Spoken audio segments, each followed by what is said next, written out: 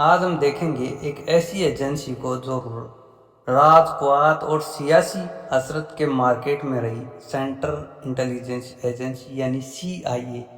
इसके फैसले अक्सर छुपे रास्ते से दुनिया की सियासत को मोड़ देते हैं, लेकिन ऑपरेशन के पीछे क्या मौजूदा हालात और नतीजे थे।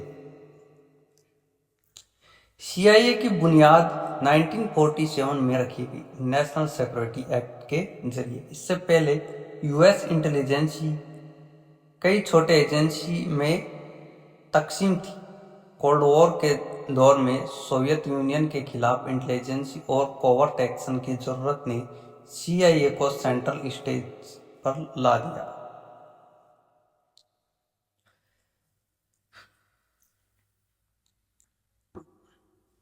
CIA का स्ट्रक्चर ब्रॉडली 5 हिस्सों में बांटा जा सकता है। ऑपरेशन जो कवर्ट एक्शन और ह्यूमैनिटी हैंडल करते, एनालिसिस जो रॉ इंटेलिजेंसी को रिपोर्ट बनाते, साइंस एंड टेक्नोलॉजी सपोर्ट और लीडरशिप ऑफिसेस। ये एजेंसी पब्लिक फेस कम और सीक्रेट ऑपरेशन ज़्यादा रखती है। इस वजह से इस पर सवालात हमेशा बने रहते हैं। नोटेबल कंट्रोवर्शियल ऑपरेशन, मशहूर और मुस्तंजा ऑपरेशन।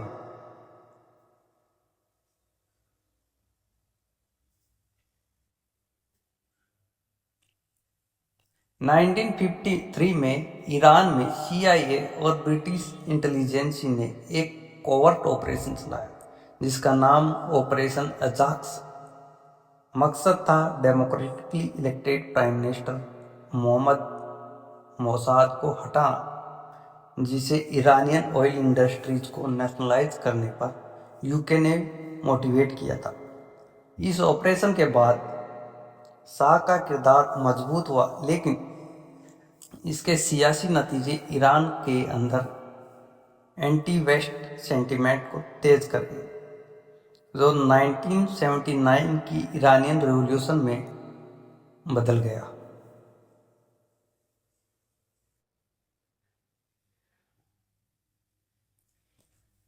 गुटमेला ऑपरेशन पब सक्सेस 1954 में CIA के गोटमाला में प्रेसिडेंट जोकाबो अरबांज को हटाने के लिए कोवर्ट ऑपरेशन चलाया। अरबांज की एग्रियन रिफॉर्म और US based United fruit company के इंटरेस्ट के बीच कॉन्फ्लिक्ट था। ऑपरेशन के बाद गोटमाला में लॉन्ग टर्म इनस्टेबिलिटी और ऑथोराइजेशन रेजिम्स आए, जिनका असर सिविलियन पॉपुलेशन पर बहुत ज़्यादा पड़ा। Biopics Cuba 1961। बायोपिक्स इन्वेजन एक ऐसा मिसाल है जब कोवर्ट ऑपरेशन प्लान था लेकिन एग्जीक्यूशन फेल हो गई। CIA ट्रेंड क्यूबा एक्साइल ने क्यूबा में लैंडिंग किया, लेकिन पुअर प्लानिंग और इंटेलिजेंस फेलर की वजह से इन्वेजन मुकम्मल नहीं हुआ। इस फेलर ने US क्यूबा रिलेशन को और ख़राब किया और क्यूबा लीडरशिप के लिए लेजिटिमेसी बढ़ा दी। MK ultra mind control experiment. MK ultra एक क्लैंडस्टाइन मतलब छुपा हुआ प्रोग्राम था जिसमें CIA ने बिहेवियर मॉडिफिकेशन और माइंड कंट्रोल टेक्निक इन्वेस्टिगेट किए, often without inform consent of subject. इस प्रोग्राम की इथिकल वियोलेशंस और सीक्रेटसी ने 1970s के सीनेट इन्वेस्टिगेशंस को जन्म दिया और पब्लिक ट्रस्ट पर गहरा असर हुआ। Ethic note. MK अल्ट्रा की तरह प्रोग्राम ने इंटेलिजेंस ओवरसाइट और लीगल सेफगार्ड की जरूरत को हाईलाइट किया। ऑपरेशन साइक्लोन अफगानिस्तान 1979 और 1989। ऑपरेशन साइक्लोन कोल्ड वॉर का सबसे लंबा कोवर्ट एक्शन था CIA ने अफगान मुजाहिदीन को सोवियत इन्वेजन के खिलाफ मदद दी, वेपन दिए, ट्रेनिंग दी और फंड से। यह शॉर्ट टर्म स्ट्रेटेजिक सक्सेस थी, लेकिन इसके लॉन्ग टर्म रीजनल कॉन्सिक्वेंस और एक्सट्रीमिस्ट एलिमेंट के राइज पर भी बहस होती रही। छठा CIA का ऑपरेशन था Iran Contra affair 1980। Covert funding controversy. 1980 में CIA पर्सनल और US ऑफिशियल कुछ कोवर्ट डील्स में इन्वॉल्व हुए, जिसे ईरान कॉन्ट्रा स्कैंडल कहा गया। इसमें आर्म फॉर होस्टेज डील और कॉन्ट्रास को कोवर्टली फंड करने की कोशिश शामिल थी। इसका रिजल्ट निकला पॉलिटिकल स्कैंडल, लीगल प्रोब्स और क्वेश्चंस अबाउट एग्जीक्यूटिव पावर।